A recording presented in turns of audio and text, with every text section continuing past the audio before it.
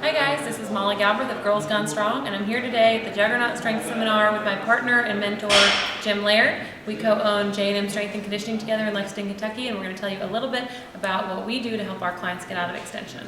One of the biggest things that we see is people have powerlifting, multi-geared powerlifting has popularized the head back, ribs up, getting your stability in the spine. We see a lot of high school kids like this too. They're squatting with their spine instead of using their hips. So ideally, especially for people that squat raw, we want to get that ribs down. We want to brace that core so we can squat with a more upright, stable position and not with that hard arch. So over time, that hard arch is just going to lead to all sorts of fun problems.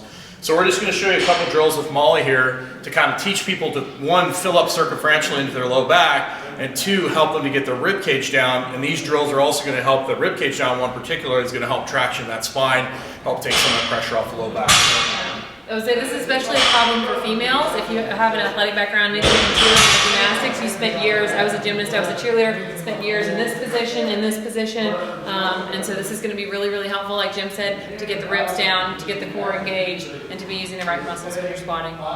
So the first thing we're going to do is Molly's going to hop back to here. This is called rock back breathing, and basically we're going to use her legs to give her a core so she can drive air into her low back. Most people do not know how to drive air. They will use their upper back to drive air. She's going to put her hand in front of her mouth. It's like almost like a balloon, so she can blow out more powerfully. And I'll do a couple reps the wrong way so you guys can see that first. Show and them then the I'll do hand. a couple. Yeah.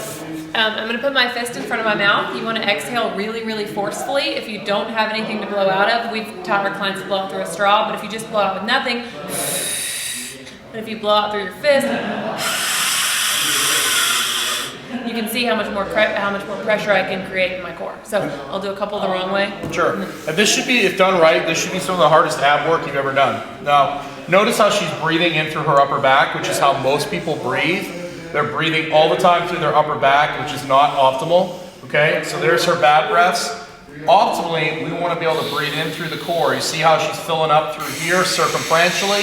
This is going to be really important on our squat and getting stability. The better we can drive air into our low back, the better position our pelvis is going to be in, and that's going to keep us, it's going to allow us to squat deeper and squat more efficiently. If your pelvis is in the right place, then you don't run into your hips and you don't fly into extension. So this is really good, especially for big, strong guys. Their low back gets so bound up, they actually need to bend their spine, and they need to drive air. Like for myself, I need to drive air into that low back to make me feel better. So we usually do this as a warm-up, about 10 breaths, just to get people to learn how to drive air into their low back. So what she's going to do next, she's going to flip over. And we just call this rib cage down breathing. We learned this from Mike Robertson up in Indianapolis. And the key on this is making sure her low back is pressed into the ground. You can also put your feet up on the wall for this as well. But we're going to have Molly take a couple bad breaths first. You notice how her belly's rising now instead of her rib cage flashing up. She's filling up circumferentially. This is a system we're trying to turn on that's going to give her more stability, okay? When she lifts and when she's just walking around. This is the way we're supposed to breathe naturally. Okay, now we're going to get her to really blowing the rib cage down hard on the exhale. She's going to hold that exhale for a couple seconds. She's going to breathe back in through her low back, expanding her rib cage out, expanding her core out, and then she's going to blow it hard. She raises her head up slightly to get even better contraction. She's going to hold that for about 3 seconds, and this is really hard ab work. From here we can go into dead bug, we can do band pullover stuff, all sorts of stuff, but she should be able to keep those ribs down while staying breathing and bracing at the same time. And these little things here are going to help you get a better understanding of how to turn your core on, which is going to lead to more efficient lifting and you just feeling better overall.